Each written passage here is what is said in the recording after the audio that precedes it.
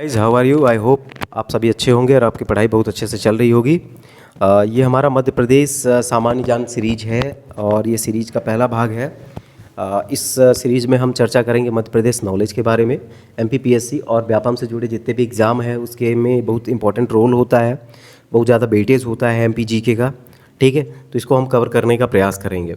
हमारा प्रयास ये रहेगा कि हम शुरू से लेकर सारी चीज़ों को अंतिम तक कवर करें और ख़ासकर जो एग्ज़ाम के रिलेवेंट मैटर हैं, टॉपिक हैं, उनको कवर किया जाए। तो चलिए आगे बढ़ते हैं। देखिए, अगर इतिहास की बात कर ली जाती है तो प्राचीन इतिहास को प्राचीन इतिहास को दो भागों में हमने डिवाइड कर दिया। एक इतिहास हो गया प्रागैतिहासिक काल का इतिहास हो गया, ठीक है। एक इतिहास हो गया आदि ऐतिहासिक काल का इतिहास हो गया। अब मैटर ये आता है कि प्रागैतिहासिक काल क्या है और आदि ऐतिहासिक काल का इतिहास क्या है, दोनों में अंतर समझ लीजिए। तो जो प्रागैतिहासिक काल का इतिहास है उसका कोई लिखित विवरण ही नहीं उपलब्ध होता है, ठीक है। प्रागैतिहासिक काल के इतिहास का कोई लिखित विवरण उपलब्ध नहीं होता कि भैया उस समय कौन था, क्या था, कैसे हुआ था, कब हुआ था, ये सारी चीज़ें हमको नहीं मिलती है। हमको आकलन लगाना पड़ता है। हमको जो साक्ष्य होते हैं उसके आधार पर हम आकलन लगाते हैं कि ये हुआ रहा होगा, ऐसा रहा होगा, ठीक है। अब कुछ होते हैं आदि ऐतिहासिक काल। आदि ऐतिहासिक काल में क्या हो गया, हमारे पास मैटर तो है लेकिन हम पढ़ नहीं पाए, लिखित चीज़ें तो हैं, हम पढ़ नहीं पाए। सिंधु घाटी की सभ्यता वाले जब हम उस वीडियो में चल रहे थे, ठीक है, तो हमने आपको बताया था कि कैसे जो वहाँ की लिपि है वो है तो हमारे पास, बट हमको नहीं पता कि वो क्या है, उसमें क्या लिखा हुआ, ये सारी चीज़ें हमको आज तक नहीं मालूम, ठीक है। तो हमको अब समझ में आ गया कि प्रागैतिहासिक काल क्या है और आदि ऐतिहासिक काल क्या है। तो मध्य प्रदेश के जीके के बारे में हम जो प्राचीन काल से स्टार्ट कर रहे हैं, तो आज हम चर्चा करेंगे प्रागैतिहासिक काल के बारे में कि कोई लिखित विवरण उपलब्ध नहीं है, हमको सिर्फ कुछ साक्ष्य हैं, उसके आधार पर हम आकलन लगाते हैं सारी चीज़ों के बारे में। चलिए आगे बढ़ते हैं। अच्छा, जो मध्य प्रदेश के प्रागैतिहासिक काल को 3 स्तरों में हमको पढ़ना है। पहला स्तर होगा पूरा पाषाण काल, दूसरा स्तर होगा मध्य पाषाण काल और तीसरा स्तर होगा नव पाषाण काल, ठीक है। ये चीज़ क्लियर है आपको? चलिए आगे चलते हैं। अच्छा, पूरा पाषाण काल और मध्य प्रदेश, ये हमारा टॉपिक स्टार्ट हो गया है, ठीक। तो हमने आपको बता दिया कि चूंकि हमारे पास लिखित विवरण नहीं होते तो कुछ साक्ष्य होंगे, ठीक है। उसके आधार पर हमको अंदाज़ा लगाना होता है कि हाँ भाई सारी चीज़ें, या अनुमान लगाते हैं, ठीक है। और ये काम कौन करता है, पुरातत्ववेत्ता लोग करते हैं, ठीक है। अब ये टॉपिक मध्य प्रदेश के लिए उतना ज़्यादा रिलेवेंट नहीं है एग्ज़ाम के हिसाब से, बट इस समय जो स्ट्रेटजी बन रही है व्यापम की, जो क्वेश्चन वो क्रिएट कर रहा है, उस हिसाब से ये ज़रूरी हो जाता है। एमपीपीएससी के लिए भी ज़रूरी है, ठीक है। तो मध्य प्रदेश में पूर्व जो पाषाण युगीन जो स्थल थे उनमें हमको मोस्टली किनको देखना है, हमको देखना है नर्मदा घाटी को, हमको देखना है चंबल घाटी, हमको देखना है बेतवा, हमको देखना है सोनार घाटी और भीमबेटका की गुफाएं। ये जो है इम्पोर्टेंट, जो जिसको आप कह सकते हो फैक्टर हैं किसके, पूर्व पाषाण कालीन स्थलों के, ठीक है। तो नर्मदा घाटी के अंतर्गत क्या होता है कि इसमें पहला देखिए सेक्शन क्या है, कहता है कि पूर्व पाषाण काल की कुल्हाड़ियाँ कहाँ प्राप्त हुई। आपको यहाँ पे समझना है कि नर्मदा घाटी के उत्तर देवरी, सुखचाई नाला, बुरधाना के डुघाटी और बसखुट, संग्रामपुर के पठार और दमोह से हमको क्या प्राप्त हो रहा है, क्या प्राप्त हो रहा है कुल्हाड़ी। ध्यान रखिएगा कहाँ कहाँ से ये प्लेसेस के नाम दिए गए हैं, आप इसको लर्न कर लीजिए।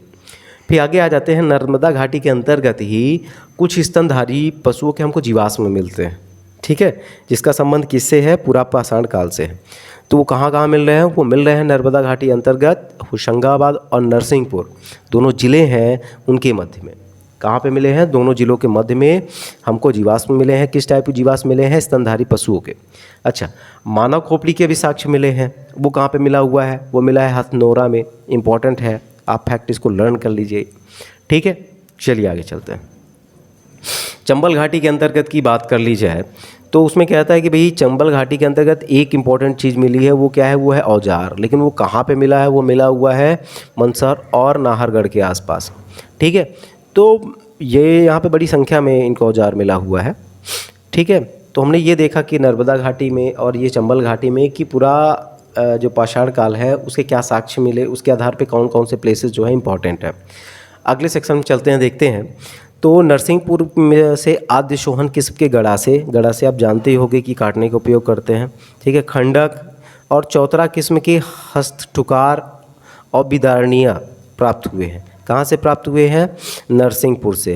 तो क्वेश्चन आ सकता है कि भैया आद्य सोहन किस्म के गड़ासे कहाँ से मिले हैं? तुमको दिमाग में बैठा के रखना भैया नरसिंहपुर। ठीक है, चलिए आगे। भाई रीवा सीधी में ऐसा नहीं कि सीधी और रीवा या सतना क्षेत्र में ऐसे छूटा हुआ है, तो रीवा और सतना क्षेत्र में लगभग 100 से भी अधिक स्थलों की खोज की है। किसने खोज की है? जी.आर. शर्मा ने। जी.आर. शर्मा ने खोजा कि भैया पुरापाषाण जो काल है उससे संबंधित लगभग 100 से अधिक स्थल जो हैं रीवा और सतना में हैं। ठीक है, भीमबेटका के बारे में बात कर लेते हैं। भीमबेटका और रीवा से पुरापाषाण काल की जो है छुरी और छेनी प्राप्त हुए हैं। ठीक है, हम यहाँ पे सिर्फ चर्चा कर रहे हैं पुरापाषाण काल। ठीक है, तो अगर हम चर्चा कर रहे हैं भीमबेटका, तो भीमबेटका में आप बहुत डीप मत जाओ, पुरापाषाण काल से क्या रिलेटेड है वो चीज़ मैं आपको बता रहा हूँ। और बाकी जब हम भीमबेटका वाले सेक्शन में आएंगे तो उसमें हम डिस्क्रिप्टिव फॉर्म इसको देख लेंगे। ठीक है, अब भीमबेटका में क्या है?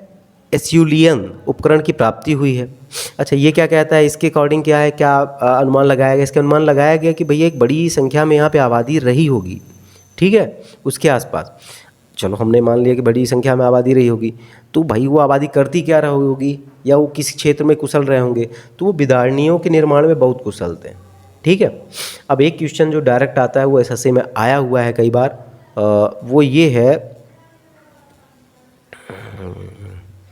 ये है कि भारतीय पुरातत्व का जनक किसे कहते हैं? तो वो है अलेक्जेंडर कनिंघम। तो ये क्वेश्चन डायरेक्ट आता है कि भारतीय पुरातत्व का जनक कौन था? Alexander Cunningham. कल हम अपने नेक्स्ट पार्ट में हम देखेंगे, जो हमारा कल जो पार्ट हम पढ़ेंगे वो पढ़ेंगे मध्यकालीन पाषाण काल और नवपाषाण काल। ये दोनों कल के लिए हिसाब से कंप्लीट हो जाएंगे। उसके बाद हम आगे चलेंगे, और मध्य प्रदेश को बहुत डीपली पढ़ना है। एमपीपीएससी और व्यापम के एग्ज़ाम में वो बहुत ज़्यादा वेटेज रखता है। ठीक है गाइस, तो आज के लिए धन्यवाद। वीडियो अच्छी लगी हो तो आप इसको शेयर करें। ठीक है, नोट डाउन करें आप इसको। सबसे इंपॉर्टेंट चीज़, जो भी फैक्टर बताए जा रहे हैं उसको नोट डाउन कर लीजिए, वो आपके रिवीजन के लिए बहुत ज़रूरी है। इसके अलावा चैनल को सब्सक्राइब कीजिए, वीडियो को लाइक कीजिए, उन तक शेयर कीजिए जो तैयारी कर रहे हैं और जिनके बारे में आप सोचते हैं कि उनका कहीं ना कहीं सिलेक्शन हो जाए, उन तक ये वीडियो सेंड कीजिए। Thank you guys.